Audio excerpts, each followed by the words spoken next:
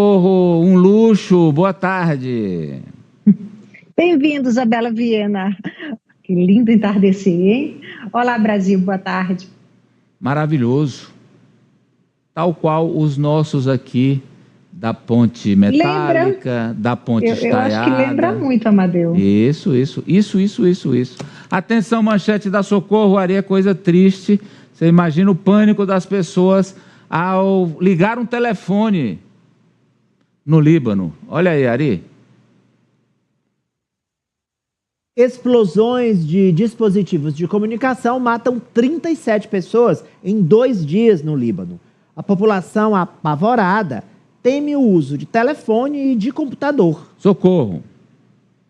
Pois é, Amadeu, até agora o total de mortos está em 37. Foram 25 mortos nas explosões de ontem, as explosões nos rádios, na rádio, que a gente também chama de walk-talk, e mais de 600 feridos, isso ontem. No primeiro dia de explosões, na terça, foram 12 mortos e aí por volta de 3.000 feridos nas explosões dos pagers. O que está acontecendo agora é esse pânico que o Ari falou aí na manchete. Primeiro, as Forças Armadas. Primeiro, o Exército do Líbano anunciou hoje, mostrou, a gente tem imagens, o Exército começou a destruir dispositivos de comunicação. A gente vê aí, são explosões controladas que estão acontecendo em todo o país. Eles dizem que são dispositivos suspeitos. Então, achou que é suspeito, o Exército está destruindo esses dispositivos em todo o país.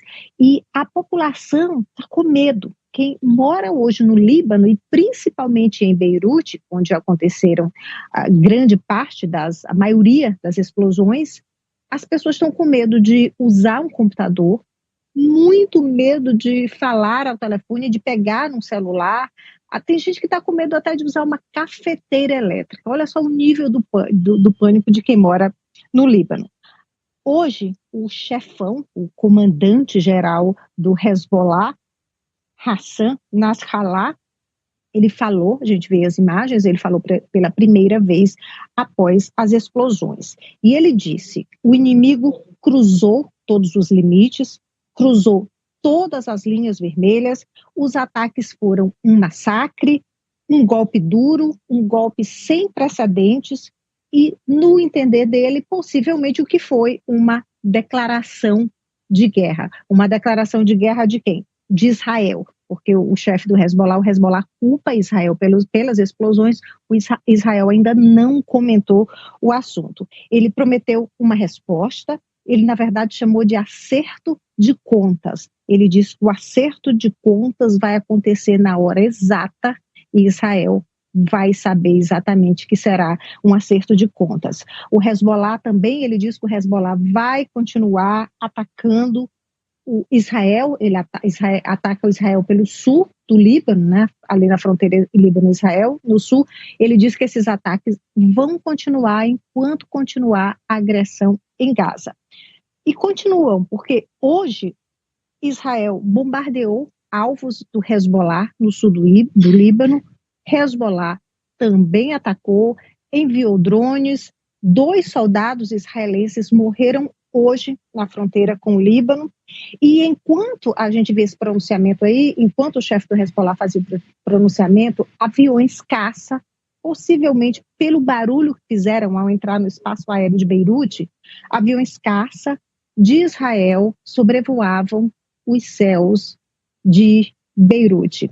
Então, esse é o clima, Amadeu. O Líbano teme ser levado para essa guerra, uma guerra que o Líbano não quer.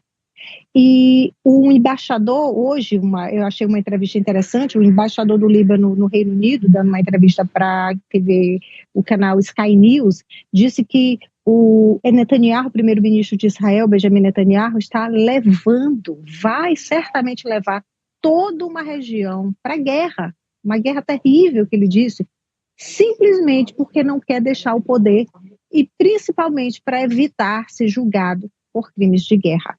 Amadeu.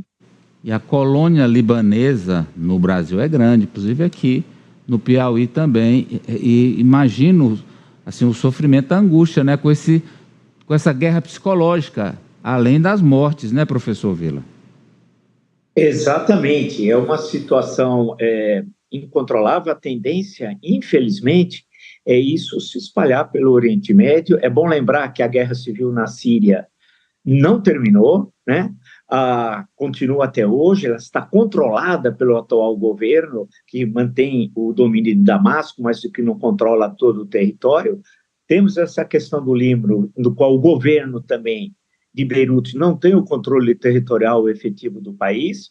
O conflito entre Israel e Hamas na faixa de Gaza, a presença um pouco mais distante, mas não tanto hoje, do Irã, que inclusive apoia o Hezbollah, que atua fundamentalmente, mas não só, no sul do Líbano, e essas ações que vai atingindo a quem? Fundamentalmente a população civil, que é sempre, nesses conflitos, a mais atingida. E o perigo é isso, olha, é permanecer no tempo e fazer com que a unidade territorial, que é muito frágil, do Líbano, entre os diferentes grupos étnicos e religiosos, leve novamente a uma trágica guerra civil, e não será a primeira do último meio século. Quando Israel foi criado, havia um projeto sionista, e aí você não pode confundir uma crítica ao sionismo com uma crítica aos semitas. Criticar o sionismo não é ser antissemita, tá? Bem claro. Não sei se o professor concorda comigo. Uma coisa é você ser antissemita, é um crime, deve ser repudiado. Fazer críticas ao sionismo que o Benjamin Netanyahu representa é outra coisa. Começou com um projeto de autodeterminação, compreensível. Afinal, foram mais de 6 milhões de judeus massacrados na Segunda Guerra Mundial, e aí a nação disse, olha, a gente quer uma terra, um lugar para ser nosso. A ONU disse, ok, então Israel vai ter seu país e a Palestina será do lado. O que foi que aconteceu? A Palestina nunca se tornou um país. E Israel passou a ser, ele mudou de um povo com autodeterminação para um povo colonizador, porque agora é um projeto colonialista. É ocupar todas aquelas faixas ali e deixar que eles tenham suas próprias vidas de maneira vigiada, com restrições e com regras impostas por Israel. Então, infelizmente, enquanto esse projeto sionista, do qual o Netanyahu é herdeiro direto, a gente vai ver isso. E o mais grave, como disse aí a Socorro, o projeto dele, ele não tem mais como voltar atrás, porque ele vai ser preso, Apoliana. Amadeu, e todo o esforço que ele está fazendo é para, pelo menos, protelar essa prisão dele. E é um objetivo individual, um anseio individual que, infelizmente, vai acabar aí na morte de muitas outras vidas, porque eu não vejo a possibilidade de Netanyahu recuar de jeito nenhum. Vamos agora para um acidente.